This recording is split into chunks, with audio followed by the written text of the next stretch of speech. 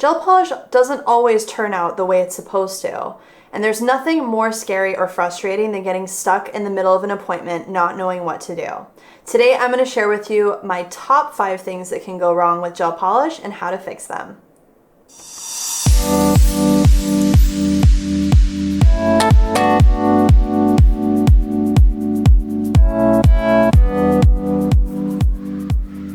Hey guys, Liz from the Nail Hub here. And I wanted to actually troubleshoot with you gel polish. Gel polish is definitely something that will go your way with all of the preventive measures we've talked about up until this point. We have focused on application techniques. We've talked about eliminating things that can cause problems with our gel. And we've also talked about proper preparation. All of these things are very, very important to the success of our appointments, but it doesn't always mean that everything is going to go according to plan. So today I wanted to share with you my top 5 troubleshooting techniques for things that can go wrong during your gel polish appointments.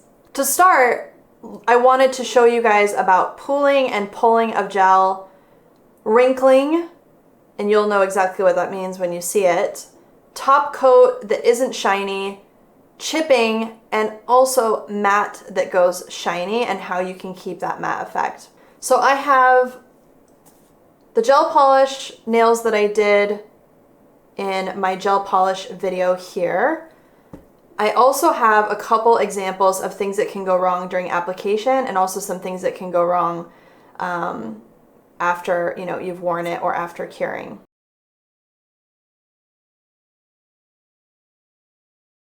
So as you can see, the pink looks streaky and it's also pulled away from the cuticle area and it has also pulled away from the sides. So instead of that nice clean line, it's run into the cuticle a little bit on this side, but primarily it's pulling away and the color is no longer a nice streamlined shape on the sides. On the free edge, we also have a little bit of pulling away, so the area that I had capped with the gel polish has pulled away and exposed the free edge.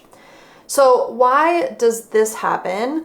Well, there's actually a few different reasons why the pulling and pooling effect can happen. It often is a sign that you have something on the nail that is not compatible with the gel polish that you're trying to apply.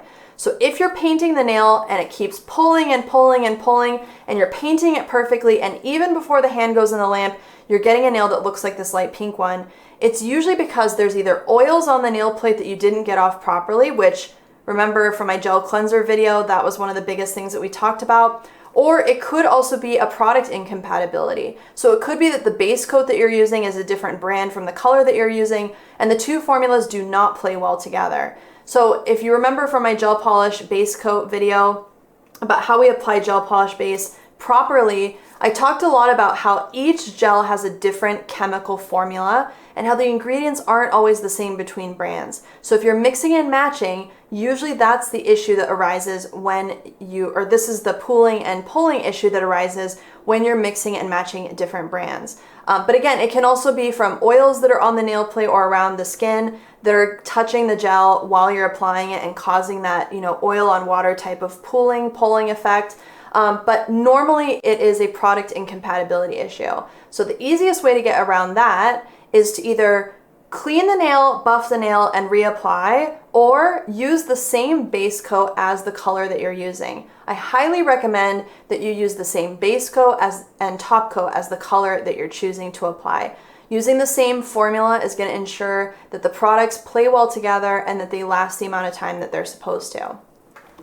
Okay, so let's fix this nail really quick. So if I were in the salon and this was happening to me, I would pull out a buffer.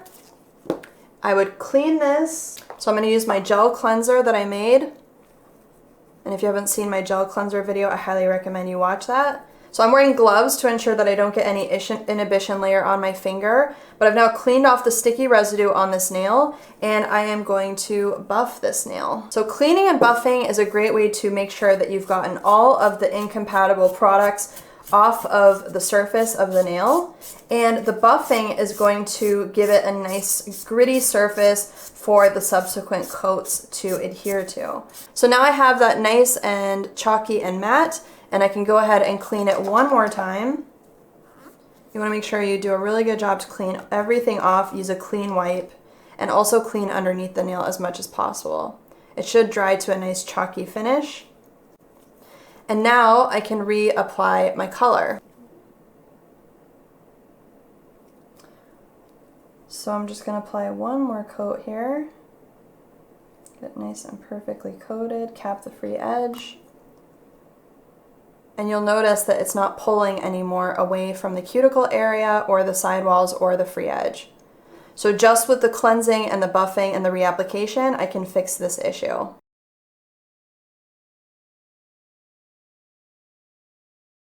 This next finger has some obvious issues. You can see that the color has cured, but it is bubbly and wrinkly on the top, and if I push on it, it's actually squishy.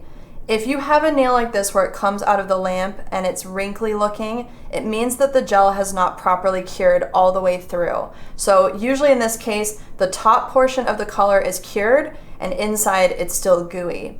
So this kind of wrinkling can appear right away, or it can also appear usually within the first 48 to 72 hours. Typically, if a client goes home with uncured gel or it's not cured all the way through, within the first 48 hours, they will start to see this type of bubbling, wrinkling effect. And that's a sure sign that the gel has not properly cured on the nail. So how do we fix this without completely starting over? Obviously, you can soak off this entire thing and start from scratch, but if you're in the middle of your appointment and you just want to quickly fix this, you can easily do that by cleaning the nail with some gel cleanser or isopropyl alcohol, just to get all of that gooiness off. And sometimes you can even peel it with the wipe. So if you're able to do that, or if you're able to pull it off, go ahead and do that just to get most of that uncured gel off. But now I'm going to go in with my nail file and I'm going to take off the gel that's on top to expose the uncured portion underneath. So this is an easy way just to kind of get rid of this uncured part, and I usually just file a little bit to break it, and then I can clean this completely off. So you can see it didn't even cure all the way through. This is a very, very common issue that happens, so don't be alarmed if it happens to you. It happens to everybody at least once. And so I can just go in and keep filing and buffing until I feel like the gel is not coming off anymore. And if it really is a disaster, you can absolutely just soak everything off and start from scratch. Gel that's freshly applied is really easy to soak off, and it soaks off very quickly. So you can just start from scratch on that. But during this process, do your best to clean the nail with a fresh wipe. Wipe away from the client's finger, just so that you're not getting any of that uncured gooey product on their skin, okay? So now I can see what part of it actually cured. This is actually adhered to the nail. I've cleansed the nail with my gel cleanser to make sure I've gotten rid of all of that uncured product, and I can reapply. The main cause for having a nail that turns out this way is the coats are too thick. So be sure to apply the coats slightly thinner and also check your curing time.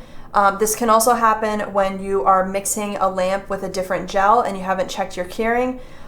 So that is a good idea to do, is check that your gel is actually curing inside of the lamp.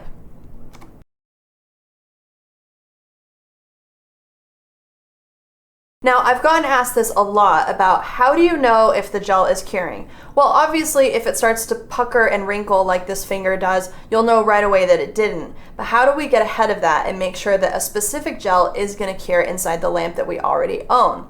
So I'm going to show you guys a quick little trick here to test your gel products before you apply them on people.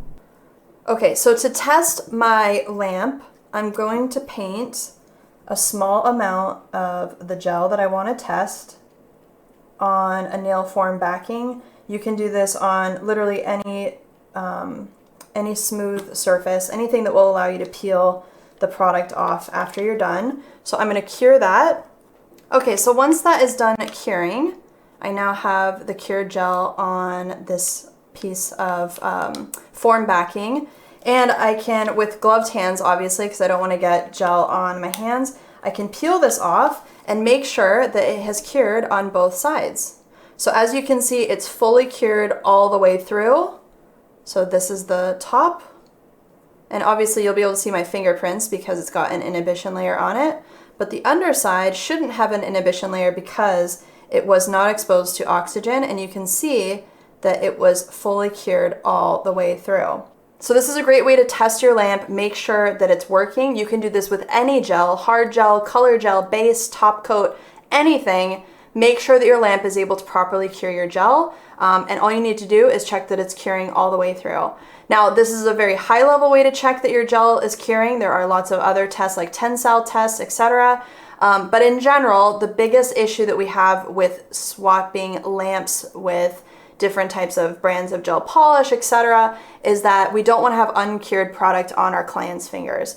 There's some other nuances to it, but in general, if the gel is cured all the way through, then you're eliminating the issue of uncured gel being on the nail, and you're also eliminating the issue of potential wrinkling or puckering on the nail after the client leaves. So this is a great way to test everything before you even apply the specific gel on a client. You can make sure that it's actually going to cure inside the lamp that you already own. So I would reapply on this nail just as it is. I still have my base coat there. You can also start over with your base coat if you want to, so you can apply one more layer of base coat on this nail, apply, cure it, and then apply your colors. And that's a great way to start over with this without having to completely soak everything off.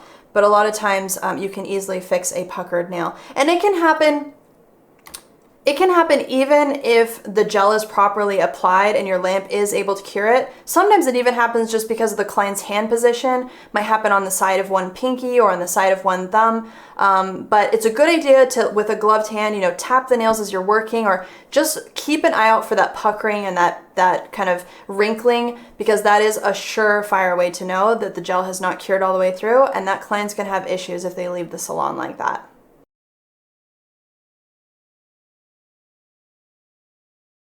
So this is a nail where I cured my top coat and it didn't come out so great. It's got some matte spots on it. It's kind of like, it looks a little bit like oil was on here. And this can happen quite frequently. Again, with top coat, it's the last layer and we want it to be super shiny like it is down in here, but sometimes we get these spots where it's just not cured properly. So this can happen for a couple different reasons. One, it can be that the inhibition layer of the color is incompatible with your top coat, and that's probably the most common reason why this happens.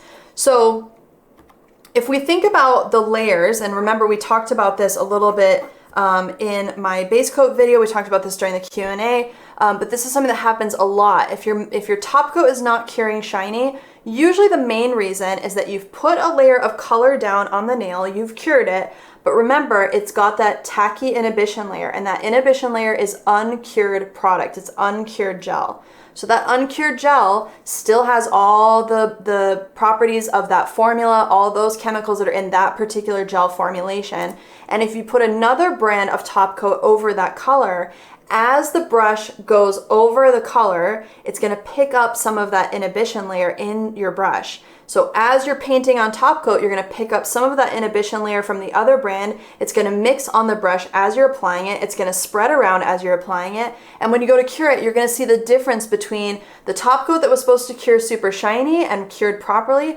versus the areas where that incompatible inhibition layer from the color mixed into your top coat. So that's the most common reason why that happens. The second reason is that the lamp that you're using is not properly rated to cure the top coat that you're using, or that you didn't cure your top coat for the recommended amount of time.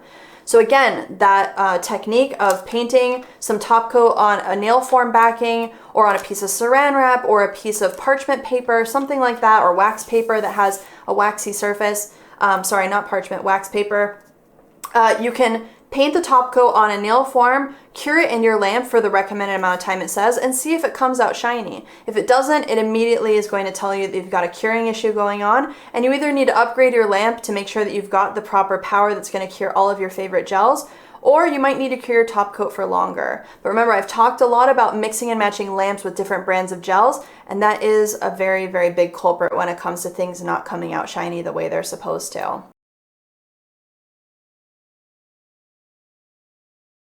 One of the biggest questions I get asked also is why matte doesn't stay matte. Now this isn't a super bad example, but you'll see it kind of looks like it's satiny. It doesn't have that nice grainy matte finish anymore. It's got some shine, some luster to it now. And this is very, very common, especially several days or even a couple weeks after the last appointment. So with gels, they are porous, especially soak-off gel, and most of the gels that we're going to be using so far and what you're going to be using so far are going to be soak-off gels. Soak-off gels are very porous, and they're porous so that acetone can soak them off, but that porosity also means that they're going to absorb pigments, they're going to absorb oils. So as a client uses daily products like face cream, body oil, shampoos, conditioners, makeup, cooking, all kinds of stuff, their nails are going to absorb all of those oils that they come into contact with. So for a client that wants that perfect matte finish to last for 2+ weeks, they've got to be on board to clean their nails in between touching lotions to make sure that they maintain that matte effect. So an easy way for a client to clean their nails is with dish soap. Dish soap is excellent for stripping oil. They may have rubbing alcohol at home, or they might even have, you could make them a little bit of gel cleanser if you want to do that for them. But typically, the easiest thing to do is clean it with some Dawn dish soap and water. It's going to strip all those oils off. But if you, the nail tech, are trying to do this for yourself, some of your gel cleanser on a wipe, remember that acetone, that little bit of acetone we put in there is going to strip those oils. And we're just going to clean this really well. And as that dries, you'll see the difference. No more luster, right? No more luster, perfectly matte again, no more oil. And so you get that nice, perfect matte finish again, just like it was the day the person got their appointment. So I hope that helps, guys. These are definitely my top 4 things that are gonna happen while you're doing a service. And the last one I wanted to talk about is chipping. I have so many people that come to me and say, my gel polish chipped, my gel polish fell off, my nails fell off, they popped off, whatever. Chipping happens for a litany of reasons, so I wanted to go through real quick why chipping can happen. Okay, reason number 1 why chipping happens. Means your base coat was not properly adhered to the nail plate. If you remember from my previous videos, we talked about oils, we talked about having too many products in between the base coat and the actual nail plate itself. So if you have too much primer, too much bonder, oils from your cleansers, cuticle oil, cuticle remover, whatever it is on the nail plate before you get that gel polish base coat down, it can actually inhibit the base coat from properly adhering to the nail plate, and that's going to lead to chipping and lifting within, probably 5 days of the person's appointment, sometimes even sooner. So that's number 1 is the lack of adhesion on the actual nail plate with the base coat itself. And the base coat is our foundation, so that is the biggest one. Number 2 reason why chipping happens is because we have a very flexible nail. Oftentimes the client wants square corners, or they have a very flimsy nail because they've been overdoing it with the gel polish removal, or they've been peeling off their gel polish and now their nails are very weak and thin. So if we have a very, very, very bendy nail that's constantly bending and flexing, and we've got this nice semi-rigid gel polish that's on top of the nail, as the nail bends and flexes, or as it absorbs water and dries out, it's going to curl away from the gel, and you're going to get separation, and pretty soon the gel that's on top is going to peel off, and you're going to get basically chipping or peeling. Oftentimes the customer or the client will feel that separation on the free edge, or sometimes even at the cuticle area. Hair will get stuck in it, clothes will get stuck in it, and so they'll rip off the corner of their gel polish because they're like, I can't handle something catching on everything that I touch.